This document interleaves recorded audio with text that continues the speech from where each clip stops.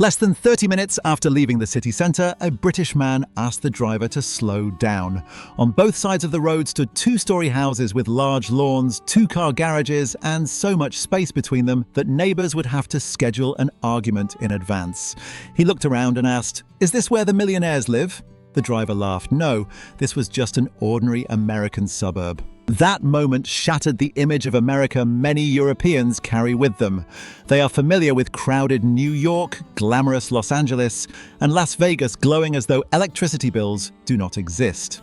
But beyond those famous cities lies a different America. Wide streets with few pedestrians, houses that look like mansions, and garages connected directly to the kitchen. This video explores that very reaction. Why do ordinary American neighborhoods leave Europeans stunned, envious, amused, and eventually questioning everything they had just admired? Everything is too big, 30 feet. That could be the entire width of a townhouse in Europe.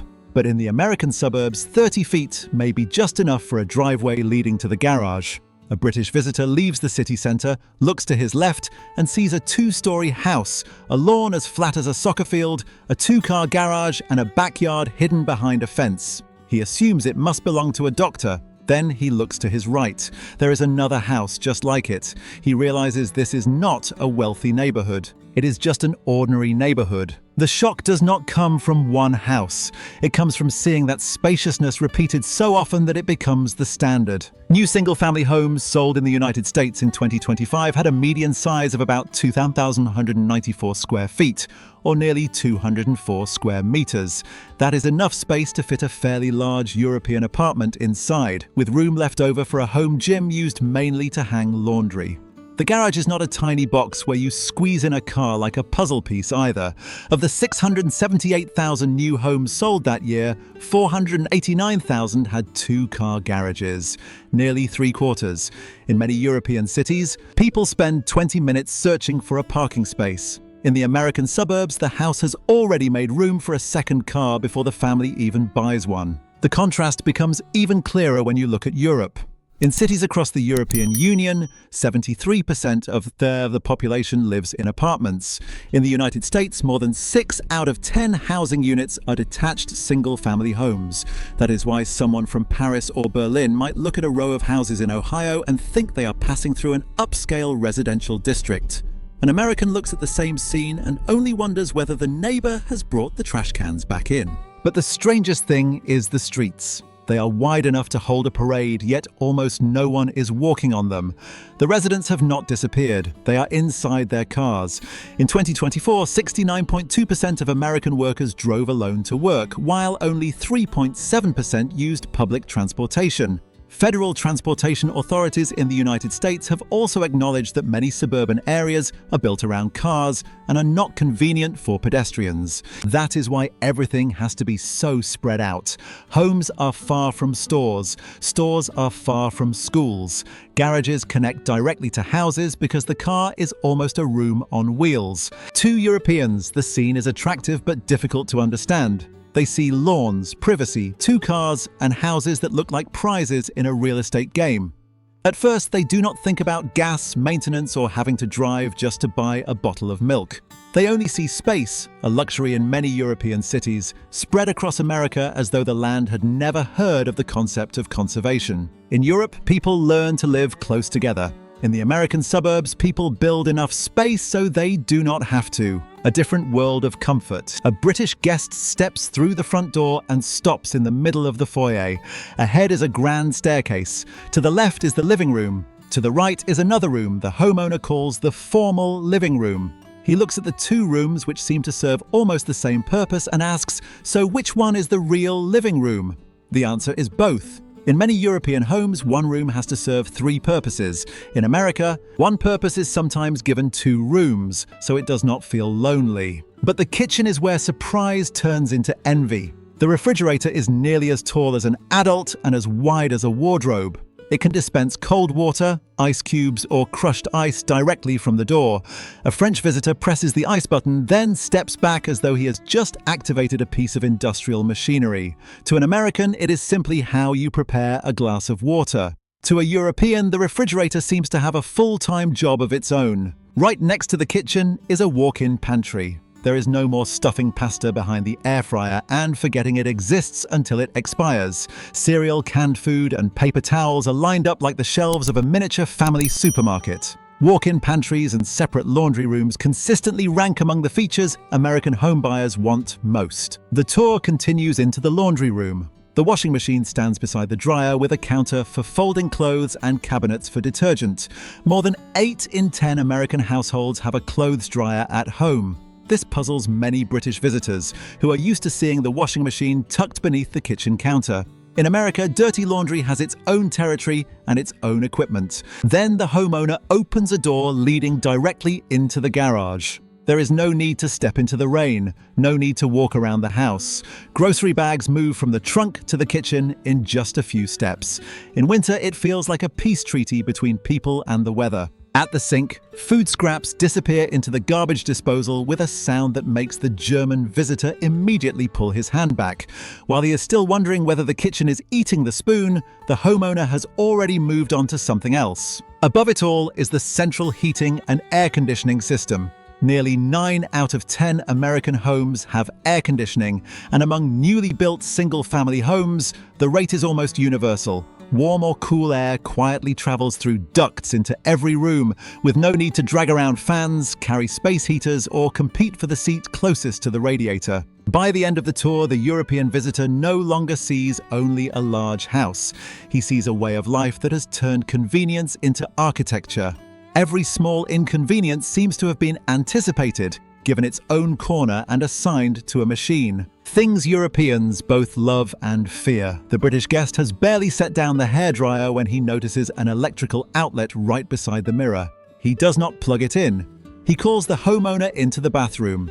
"You do know there's water in here, right?" The homeowner looks at the outlet, then at the sink, then at the guest, as though the real question is why a grown man is afraid to brush his teeth near an electrical cord. From this point on, the American house stops feeling like a mansion and starts feeling like a test of courage. In many British bathrooms, ordinary electrical outlets are almost entirely absent. UK regulations allow a standard 230-volt outlet only when it is at least 3 meters horizontally from the bathtub or shower zone, a distance many bathrooms are not even long enough to provide. Light switches are therefore often placed outside the door or replaced with pull cords hanging from the ceiling. British people pull a cord to turn on the light. Americans use a wall switch just as they do in every other room. Bathroom outlets in the United States are not installed with a casual "good luck." They must be protected by a device that shuts off the circuit when it detects electrical leakage, usually identified by 2 buttons labeled Test and Reset. If the current starts traveling where it should not, the system cuts the power. Americans see the protection. Europeans see a hairdryer only a few handspans from water and decide not to argue with physics. Leaving the bathroom does not make them feel any calmer, because outlets seem to appear everywhere. Behind the couch, on both sides of the bed, above the kitchen counter, inside the garage. US electrical codes require outlets to be arranged so that no point along a usable wall is more than about 6 feet from one. Put simply, an electrical cord should not have to crawl halfway across the room in search of life. To someone from an older European apartment, where 3 appliances share 1 extension cord, an American house looks as though it is charging an entire army of robots. Then the guest bends down because he feels air blowing against his ankles. No window is open, no fan is running. There is only a grill in the floor, sending up warm air like a very polite dragon. A duct system carries heated or cooled air into each room through vents in the floor, walls, or ceiling. Americans walk over them without noticing. Europeans immediately move their feet away as though the house has just breathed on them. The final misunderstanding is waiting at the front entrance. Many homes have an additional screen door or storm door on the outside. It allows the main door to remain open for fresh air while keeping insects outside, or adds another layer of protection against the weather. But to someone seeing one for the first time, the house appears to have a backup door for a door that was already working perfectly well. By then, Europeans tend to split into 2 groups. One group wants to take everything home: more outlets, more air conditioning, more protective doors. The other looks at the reset button in the bathroom and wonders why a device needs an emergency rescue button in the first place.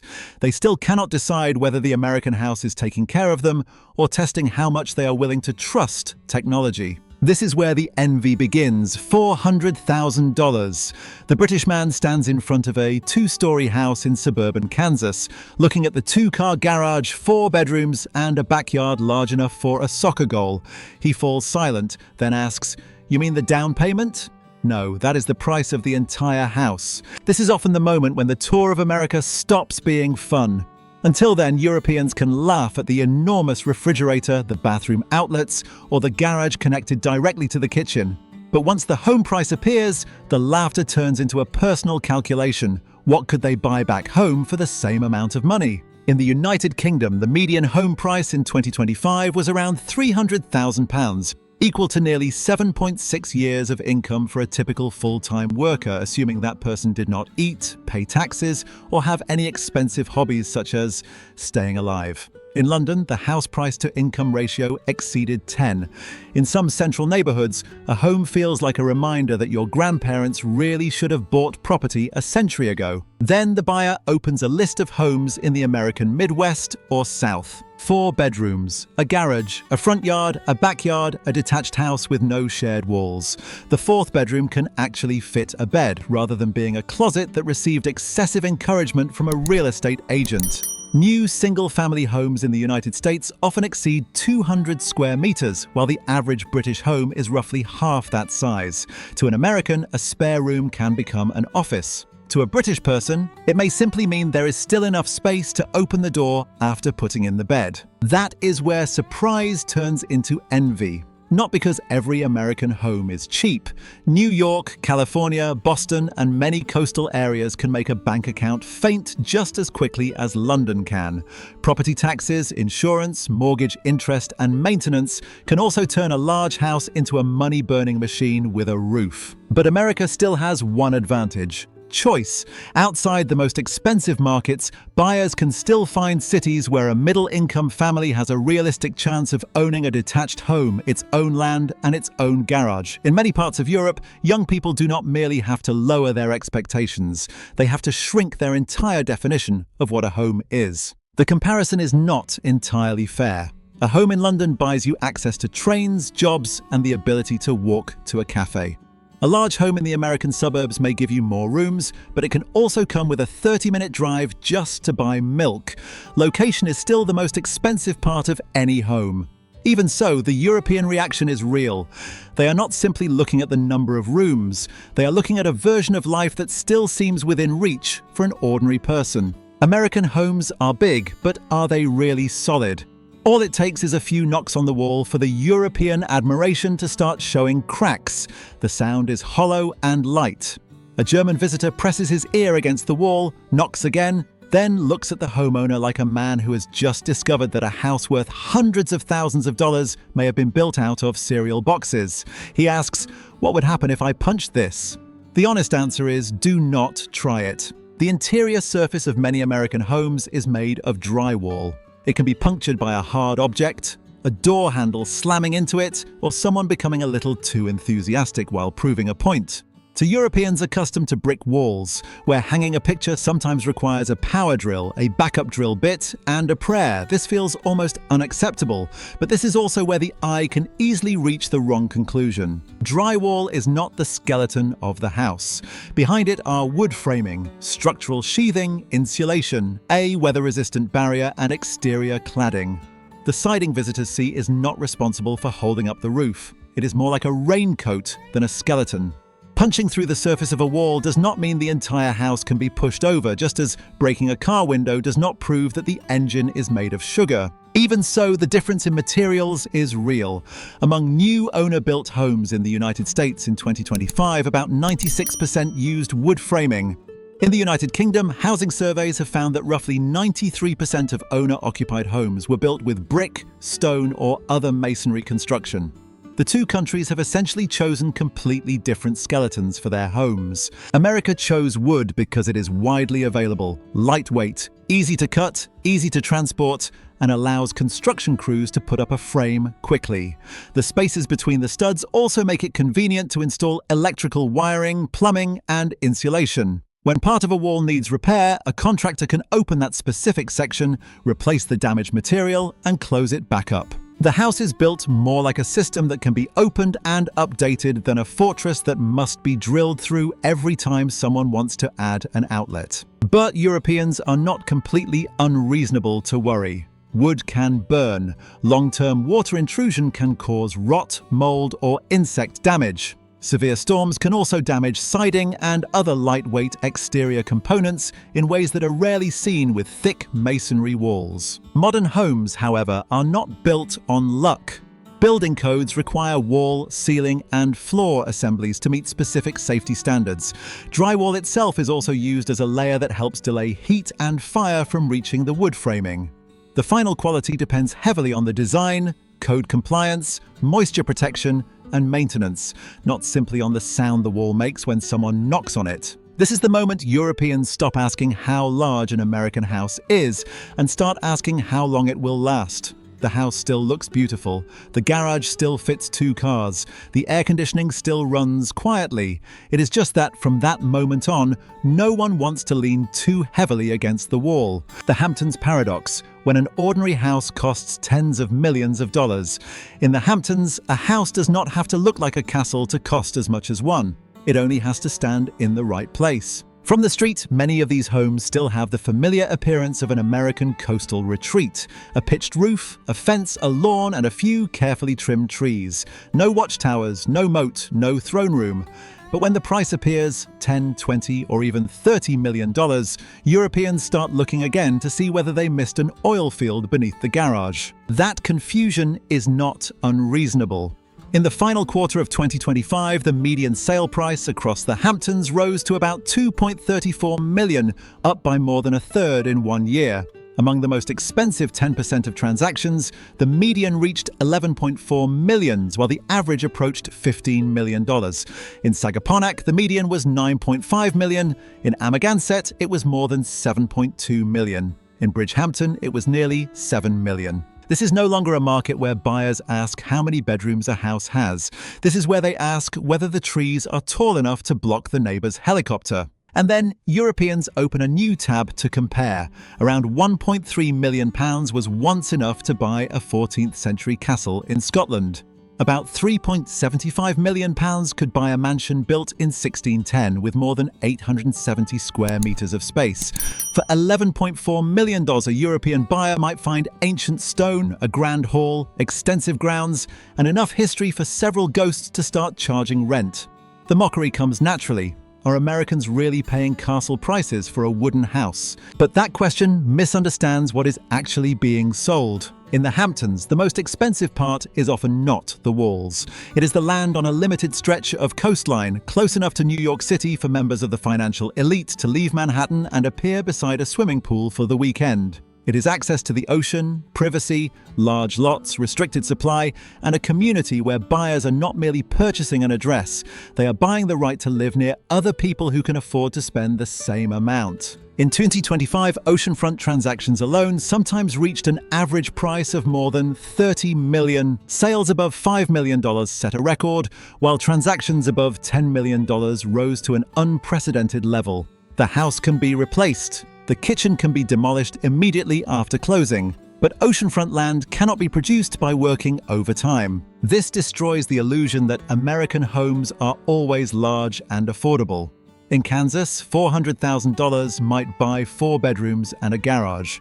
In the Hamptons, the same amount may only be enough to make the real estate agent answer the phone politely. Europeans are still entitled to find those prices absurd, but now they understand. Buyers are not paying tens of millions for the ordinary-looking house in front of them. They are paying for a location that almost everyone else will never be able to enter. What do their reactions really reveal? Put 2 families into the same Saturday morning. The first family lives in an American suburb. They have a front yard, a backyard, a 2-car garage, and a kitchen large enough for everyone to stand in without mastering the art of dodging one another. But when they run out of milk, they open the garage and drive to the supermarket. Everything is so convenient that they barely need to come into contact with the outside world. The second family lives in a European neighborhood. Their apartment is smaller and they may share walls with their neighbors.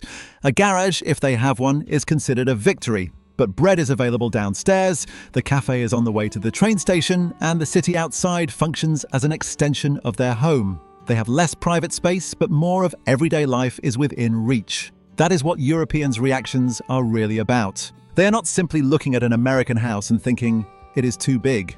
They are looking at a society that places much of a family's quality of life on its own private property. The playground moves into the backyard, storage moves into the garage, entertainment moves into the basement. The car becomes the hallway connecting the house to the rest of the world. In 2024, 69.2% of American workers drove alone to work. A federal report also found that 87% of trips in the United States in 2022 were made using private vehicles. That does not mean Americans hate walking. It means many places are designed so that driving becomes a reflex, while walking becomes a plan. Europe followed a different historical path. Many cities were formed before cars existed, so homes, stores, public squares, and train stations had to be built close together. In cities across the European Union, 73% of the population lives in apartments. There is less space inside because part of daily life takes place out on the street. Of course, Europe should not be turned into a bicycle advertisement. Cars still account for around 72% of passenger kilometers traveled in the European Union. Many European suburbs also depend on cars, and traffic jams are no more romantic there than they are in Texas. But the broader pattern is still clear enough to create culture shock. Americans look at a large house and see independence. No shared walls, no hearing the neighbors, and no asking anyone's permission to throw a party.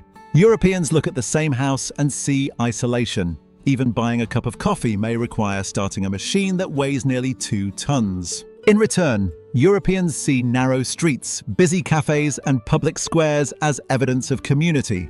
Americans may simply see a lack of parking, cramped staircases, and neighbors who know far too much about their daily routines. Neither side completely wins. One buys more square footage and pays for it with distance. The other keeps distances short but pays through crowded spaces, high land prices, and less privacy. So the laughter, envy, and mockery are not really about refrigerators or drywall. They reveal the bill that each way of life has quietly left hidden beneath the rug. Do Americans live better or just live bigger? After everything, what astonishes Europeans is not merely the size of American homes. It is the sense that an ordinary family can own an entire world of its own. A front yard, a backyard, a garage, a laundry room, a pantry, air conditioning flowing into every room, and enough outlets that no one has to crawl under a table to find a place to charge a phone. From the outside, it looks like an upgraded version of life. But the closer they look, the more complicated that admiration becomes. Drywall makes a hollow sound when tapped. Wood framing causes Europeans accustomed to brick and stone to start asking about fire, storms, and longevity. Spacious neighborhoods also require residents to drive just to buy milk. And in the Hamptons, a fairly ordinary-looking house can cost enough to buy an entire historic castle in Europe. None of this proves that American homes are better or worse. It simply shows that each society has used its history, land, and money to build a different definition of comfort. Americans often buy more space, more privacy, and more personal convenience. Europeans accept smaller homes in exchange for shorter distances, walkable streets, and the feeling of living within a community that has existed longer than the house itself. So if you had to choose, would you take a large, fully equipped American home that depends on the car, or a smaller, more solid European home in the middle of a long-established community? Perhaps the answer would reveal more about you than about the house.